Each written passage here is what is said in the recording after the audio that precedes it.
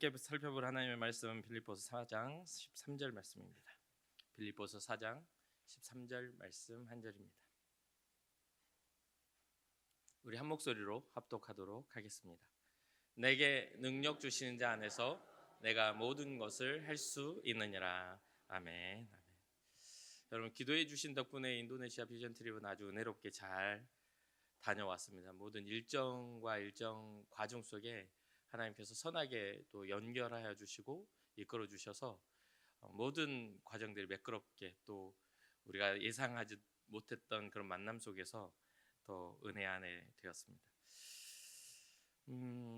일부 예배를 하면서 이제 영상과 간증을 먼저 들었던 이유가 영상이나 또 우리 장로님 간증이 길어지면 설교를 짧게 하려고 제가 조절하려고 앞에 두었습니다. 일부 예배 때는 엄청 짧게 하시더니 2부 예배 때는 좀 이제 입이 풀리셔서 또 적절하게 잘 하신 것 같아요.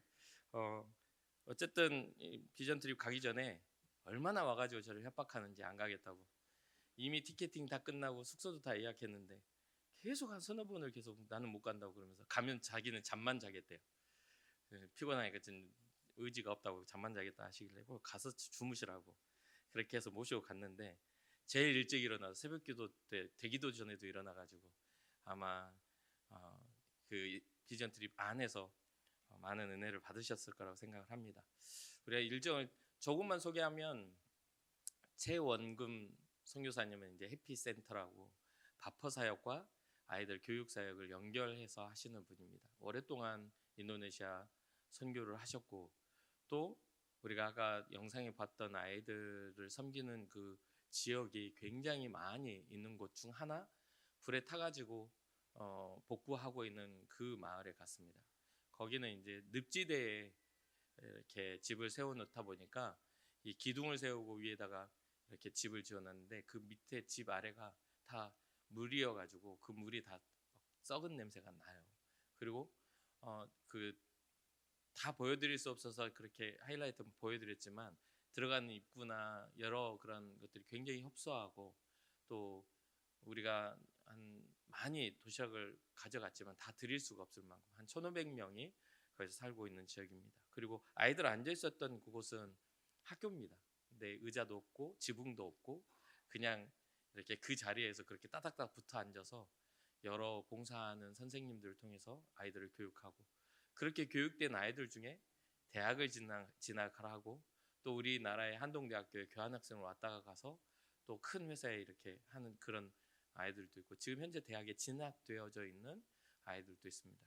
전혀 소망을 품지 못하는 그런 곳에서 소망을 갖게 하고 복음을 갖게 하고 믿음 안에서 삶을 살아가게 하는 그런 사역을 오랫동안 하고 계세요. 그런 과정에서 지칠 수도 있는데 뭐 하루 이틀 하는 게 아니라 수십 년 동안 그렇게 사시니까 지칠 수도 있는데도 그 선교사님 사모님 위원주 사모님이 그래요. 주님을 대접하듯이 한다 하면서 눈물을 글썽거리시더라고요. 그리고 두 분이서 갑자기 오랜만이라 하면서 찬송가 987장을 부르셔가지고 근데 찬송가에는 987장이 없어요. 그래서 제가 찾으려고 했더니 막 없다고 찾지 말라면서 이제 그런 노래 있잖아요. 하루를 살아도 행복할 수 있다면 나는 그 길을 택하고 싶다. 이 노래 아시죠? 잘 모르시는 눈빛 들이시네. 하루를 살아도 행복할 수 있다면 아시죠? 아직도 네. 나는 그 길을 택하고 싶다.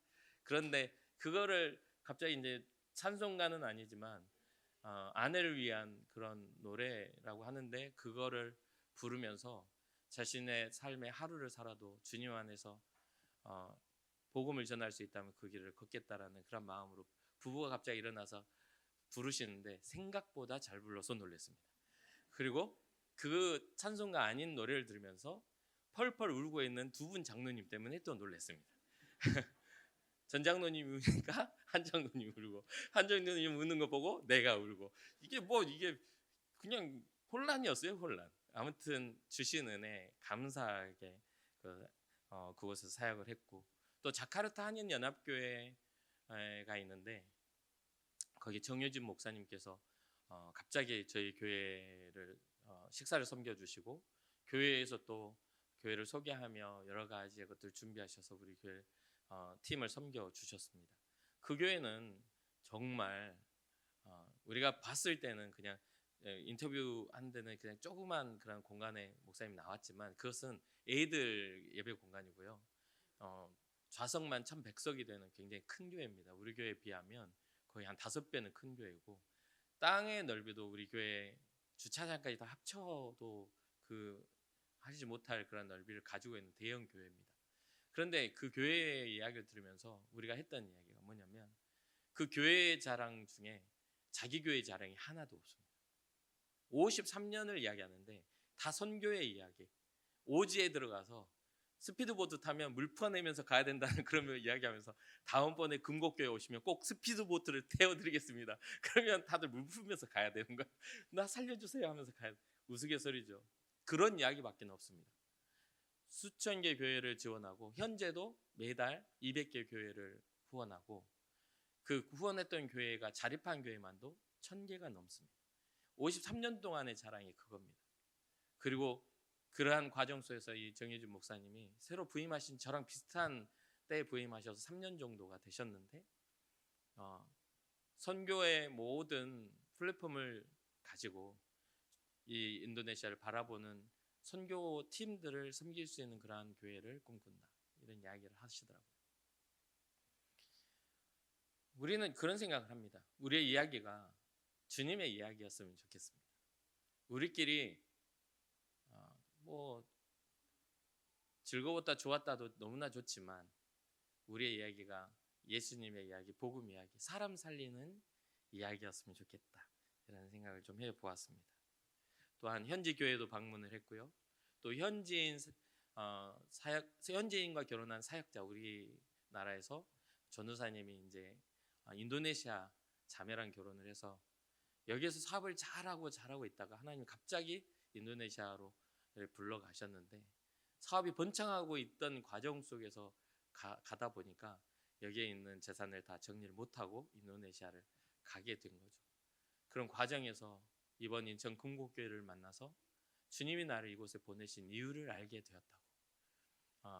정말 괴롭고 힘들었는데 우리 교인들의 우리 이번 팀의 그런 사역과 그 얼굴에 또한 몸 가운데, 행동 가운데 나타나는 은혜 가운데 너무 많은 걸 회복했다라는 그런 이야기를 했습니다. 지금도 그 단톡방에 감사의 이야기들이 올라오고 있습니다.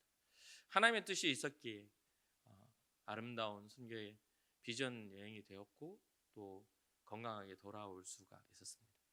다음에 또 기회가 돼서 우리가 함께 할 때는 그때도 선착순으로 그냥 자를 거니까 많이 안 데리고 갑니다. 그때 전에 진짜 마음껏 데려갔다가 죽을 뻔하고 제가 돌아왔거든요. 사람이 많으니까 통제도 안 되고 너무 힘들더라고요. 그래서 다음번에도 15명 딱 잘라가지고 이렇게 탁 할 거니까 가실 분들은 미리서 지금부터 준비하시고 이렇게 클릭해서 빨리 선착순을 해야지 이런 생각 가지시고 하시다가 함께 그러는 은혜로운 시간이 되었으면 좋겠습니다. 여기까지 좀 성경을 보고 여러분들에게 소개를 하고요. 간단하게 말씀을 나누려고 합니다. 우리가 오늘 함께 읽은 말씀은 너무나 잘 아는 말씀이죠. 내게 능력 주시는 자 안에서 내가 모든 것을 할 수 있다. 그래서 이 말씀을 가지고 어려움 앞에 서거나 뭔가를 극복해야 될 문제 앞에 섰던 사람들이 이 말씀을 계속 외우고 그것을 극복하기도 하고 하나님이 힘 주시는 힘을 따라 인생의 성공의 스토리를 이야기를 많이 합니다. 이 말씀이 너무나 힘이 되는 말씀이죠. 그러나 이 말씀의 배경은 절대로 힘이 되는 상황이 아닙니다. 바울이 로마의 감옥에 갇혀 있었던 상황이거든요. 바울이 로마 감옥에 갇혀 있는 옥중서신으로 이 글을 쓸 때는 갇혀 있다라는 것은 모든 자유를 빼앗기고 그리고 자기의 자주성이나 자기의 어떤 마음의 모든 것들이 즐거운 상태는 절대 아닙니다. 감옥에 갇혔는데 즐거울 사람은 별로 없죠. 그럼에도 불구하고 이 빌립보서는요 16번이나 되는 기뻐하라는 그러한 이야기를 합니다. 기뻐하라 이런 이야기를 계속해서 강조를 하죠. 오늘 빌립보서 4장의 4절을 보면 이렇게 말합니다. 주 안에서 항상 기뻐하라. 내가 다시 말하노니 기뻐하라. 계속해서 기쁨을 강조하고 기뻐하라, 기뻐하라. 감옥에 갇혀 있는 상태 속에서 기뻐하랍니다. 그러면서 그런 이야기를 합니다. 너희 관용을 모든 사람에게 알게 하라. 관용이라는 그 너그러움이잖아요. 수용하고 포용하는, 복음 안에서 그들을 용납하고 용서하는 것들을 더 확장된 용서를 관용이라고 합니다. 용서뿐 아니라 수용하는 것을 뜻하죠. 그 관용의 단어 안에는 지금의 그리스 로마 신화 안에 우상과 여러 가지의 신화에 빠져 있는 사람들까지도 포용하는 언어입니다. 그러니까 이 관용의 범위가 그리스도 예수 안에서 누구든 하나님은 구원하시니 그 기쁨을 잃어버리지 말고 그것을 지켜 행해야 한다는 것을 지금 바울은 빌립보 교회에게 이야기하는 거죠. 그러면서 6절에 이렇게 말합니다. 아무것도 염려하지 말고 다만 모든 일에 기도와 간구로 너희 구할 것을 감사함으로 하나님께 아뢰라. 그리하면 모든 지각에 뛰어난 하나님의 평강이 그리스도 예수 안에서 너희의 마음과 생각을 지키시리라. 지금 바울은 자기의 마음과 자기의 생각이 지켜져야 될 상황입니다. 갇혀있고 고난입니다. 복음을 전하는데 막혔습니다. 복음을 전하는 것이 오히려 독이 되어 바울의 생명을 위협하는 상황이죠. 그럼에도 바울은 지금 현재 기뻐하라 말하며 관용하라 말하며 그리고 모든 일에 기도와 간구로 그것을 포기하지 말라고 이야기해주고 있는 것이죠. 빌립보 교회는 어떤 교회입니까? 바울과 실라가 빌립보 감옥에 갇혀 있을 때 찬양을 부를 때 감옥문이 열리죠. 그 감옥문이 열림으로 인해서 도망갈 수 있지만 가지 않습니다. 그러니까 간수가 놀래가지고 선생들이여 내가 어찌하면 구원을 받겠냐고 그 앞에 절을 하며 두려워 떨며 그렇게 합니다. 그때 당시에는 죄인 간수가 죄인을 잃어버리면 그 죄인의 죄를 대신 간수가 짊어져야 했기 때문에 이게 자기 생명에 위협이 된 상황인데 그 자리에 그냥 앉아있고 도망가지 않았던 바울과 실라를 보고 깜짝 놀라죠. 그때 해하지 말아라. 자기 몸을 해하려고 하는 그 간수에게 이야기합니다. 어찌하여 나도 똑같은 구원을 받겠습니까? 그랬을 때 바울이 주의 수를 믿으라. 그리하면 너와 너희 집에 구원을 얻으리라는 선포를 하죠. 그리고 이제 석방되어 나왔을 때 자주장사 루디아를 통하여 그가 가지고 그의 가정이 오픈되면서 빌립보 교회가 처음 시작을 합니다. 그러니 이러한 모든 과정 속을 보면 평안한 적이 별로 없습니다. 기뻐할 일도 별로 없습니다. 탄탄대로인 것도 별로 없습니다. 모든 게 복음에 막혀 있고 복음이 진행하는 방향에는 항상 방해가 있는 것을 보게 됩니다. 그래서 저는 항상 그런 생각을 합니다. 우리 이렇게 좋은 교회 또 우리가 준비되어지는 과정 속에 분명히 우리의 마음을 상하게 하는 것들이 생겨날 것이다. 이 이야기를 한 달도 전부터 제가 끊임없이 이야기했습니다. 별거 아닌 일에 내 마음을 상하게 하는 게 마귀의 할 일이라고. 그러니 우리가 준비해야 될 건 뭐냐면 그 상한 마음이 아닌 기쁨과 즐거움의 마음으로 하나님을 예배할 수 있는 우리 안에 신앙적 개혁이 있어야 한다라는 그런 이야기들을 끊임없이 했습니다. 우리 전장로님한테도 끊임없이 제가 말씀드렸죠. 토요일 날 얼마나 예민해지셨는지 지난주 첫 예배 드리기 전 토요일 날 예민해지셔가지고 막 예민해지셨어요. 근데 여기서 제가 말씀을 드렸어요. 장로님 내일 우리가 준비할 건 하나님 향한 감격이에요. 그러니 빼앗기지 마세요. 그런데 이야기하고 얼마 안 됐는데 밑에 내려와가지고 아주 난리가 났습니다. 그래서 둘이서 제 방에 들어가지고 또 둘이서 난리를 쳤습니다. 그리고 둘이서 난리를 친 다음에 이리 오세요 해가지고 안아드리고 보내드리고 아침에 왔을 때 우리가 웃는 얼굴로 서로를 대면하였죠. 어떤 일을 할 때에 항상 좋을 수는 없습니다. 그렇죠? 항상 내 마음에 들 수도 없어요. 그러나 우리는 주님을 위해서 우리의 좋은 마음을 준비해야 하고 내 마음에 드는 그러한 삶이 아니라 주님의 마음에 드는 삶을 꿈꿔야 하는 것이 신앙이죠. 그러니 빌립보서 4장의 그 전반적인 흐름 속에 우리의 마음에 평안이 자리 잡아야 하고 감사가 자리 잡아야 하고 기쁨이 자리 잡아야 합니다. 쭉 이어가다가 오늘 본문에 보니까 이 바울이 이렇게 이야기합니다. 10절부터 쭉 연결되어지는 거죠. 내가 주 안에서 크게 기뻐함은 너희가 나를 생각하던 것이 이제 다시 싹이 나매니. 빌립보 교회가 바울의 궁핍함을 알고 연보하였거든요. 그 바울을 구제하는 헌금을 보냈거든요. 그런데 너희가 또한 이를 위하여 생각은 하였으나 기회가 없었는데 이제 그러한 것들을 했구나라고 하면서 그런데 여기에서 내가 기뻐하는 것은 내가 궁핍함이 해결됐기 때문이 아니다라고 말합니다. 11절 내가 궁핍함으로 말하는 것이 아니라 어떠한 형편에든지 나는 자족하기를 배웠더니 나는 비천에 처할 줄도 알고 풍부에 처할 줄도 알아. 모든 일 곧 배부름과 배고픔과 풍부와 궁핍해도 처할 줄 아는 일체의 비결을 배우노라. 우리는 내게 능력 주시는 자에서 모든 걸 할 수 있다라는 이 고백이 나의 문제가 해결되고 그 문제의 근원이 걱정과 근심이 사라지는 것을 이야기하겠지만 바울은 지금 이 단어의 앞에는 뭐냐면 내가 궁핍하여도 내가 부요하여도 내가 높은 자가 되어도 내가 비천한 자가 된다 할지라도 그 일체의 그 비결은 이 능력 주신 자 예수 그리스도 안에서 만족하는 그 은혜의 비결이 이 안에 있다는 것을 말해주고 있는 것이죠. 그러니까 이 말씀을 갖다 쓸 때에는 오해하시면 안 됩니다.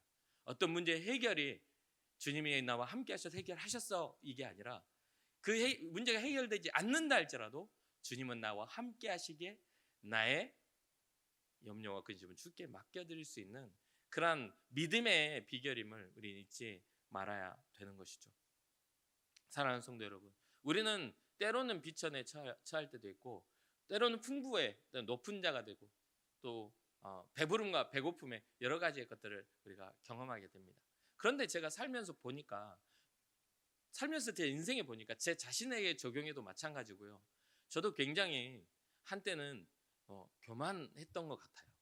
그것을 하나님이 막을 정도로 교만해서 너무 많은 기도와 너무 많은 부흥과 너무 많은 인정 때문에 하늘 높은 줄 모르고 생각과 사고가 높아졌던 때가 있습니다. 그때 하나님이 저를 막으셨고 지금 하나님이 주권자라는 것을 인정하는 상황 속에 여기까지 오게 된 것이죠. 그래서 보니까 그렇게 생각하고 보니까 잘 돼서 주님을 떠나는 사람들이 보이더라고요.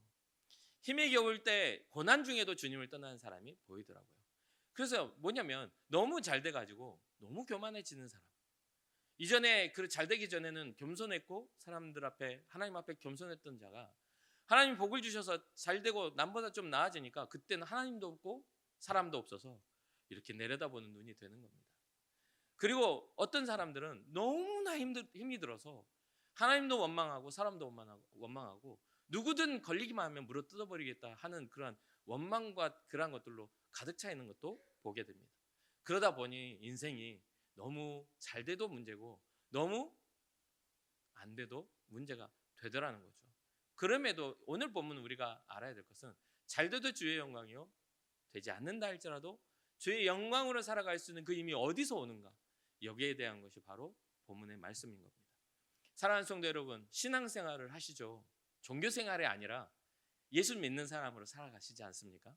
교회를 왔다 갔다 하는 인생이 아니라 이곳에 와서 주님을 만나고자 하는 여러분들의 믿음의 결정과 의지가 있지 않습니까? 그렇다면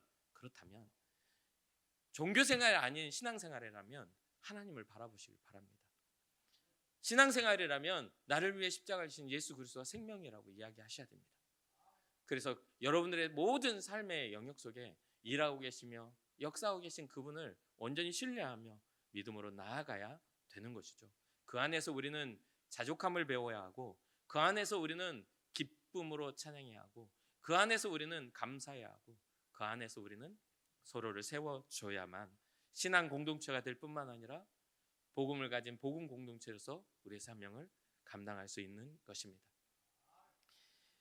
우리가 능력 주신 자 이 안에서 세 가지를 우리가 발견합시다. 첫 번째, 능력은 예수 그리스도로부터 온다.